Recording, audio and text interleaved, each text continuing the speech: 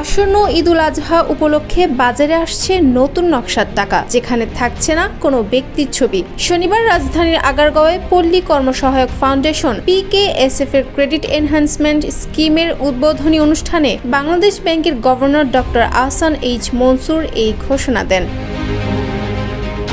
সম্প্রতি সামাজিক যোগাযোগ মাধ্যমে আলোচনায় আসে ছাপানো নতুন টাকায় থাকতে যাচ্ছে জুলাইয়ের অভ্যুত্থানের শহীদ হওয়া মুগ্ধ এবং আবু সাইদের ছবি। কিন্তু এই আশাকেই গুড়িয়ে দেওয়ার ঘোষণা আসে গভর্নরের পক্ষ থেকে। তিনি জানান, নতুন মুদ্রায় থাকবে দেশের গুরুত্বপূর্ণ ঐতিহাসিক স্থাপনার ছবি, মসজিদ, মন্দির, গির্জা কিংবা বৌদ্ধ বিহার।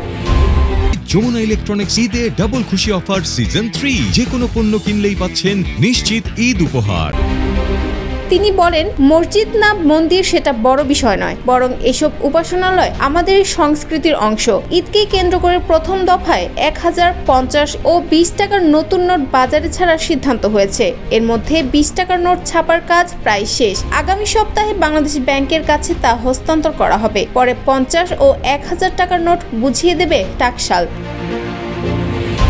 টাকশাল সূত্র জানায়, নতুন ডিজাইনের নোট ছাপাতে সাধারণত 1 থেকে 1.5 বছর সময় লাগে। তবে ছাত্র জনতার আন্দোলনে গঠিত অন্তর্বর্তী সরকারের গত ডিসেম্বরের সিদ্ধান্ত অনুযায়ী চলতি মাসে ছাপার কাজ শুরু হয়। প্রথম ধাপে 3টি নোট ছাপানো হচ্ছে, কারণ টাকশালের সক্ষমতা একসঙ্গে তার বেশি নয়। এছাড়া অর্থ পাচার প্রসঙ্গে governor doctor Ahsan H Mansur বলেন, বিদেশে পাচার হওয়া সম্পদ ফেরত আনা এই সরকারের রাজনৈতিক অঙ্গীকার। বিভিন্ন আন্তর্জাতিক গণমাধ্যমে বিষয়টি আলোচিত হওয়ায় পাচারকৃত সম্পদ ফেরত পাঠাতে বৈশ্বিক চাপ তৈরি হয়েছে। তিনি জানান, পাচারকৃত অর্থ ফ্রিজ করায় সম্পদ ফিরিয়ে আনার প্রক্রিয়ার প্রথম ধাপ সম্পন্ন হয়েছে। সংশ্লিষ্ট রাষ্ট্রগুলো ইতিবাচক ভূমিকা রাখছে। এখন কাজ চলছে যাতে এসব দেশ পাচারকৃত সম্পত্তি বিক্রি করতে না পারে। ডিজিটাল ব্যাংক লাইসেন্স প্রসঙ্গে গভর্নর বলেন, পূর্বের প্রক্রিয়া সচ্ছলতা ছিল না, তাই বাংলাদেশ ব্যাংক তা পুনর্বিবেচনা করবে। তবে আগের লাইসেন্স বাতিল হবে কিনা সে বিষয়ে এখনো চূড়ান্ত সিদ্ধান্ত হয়নি।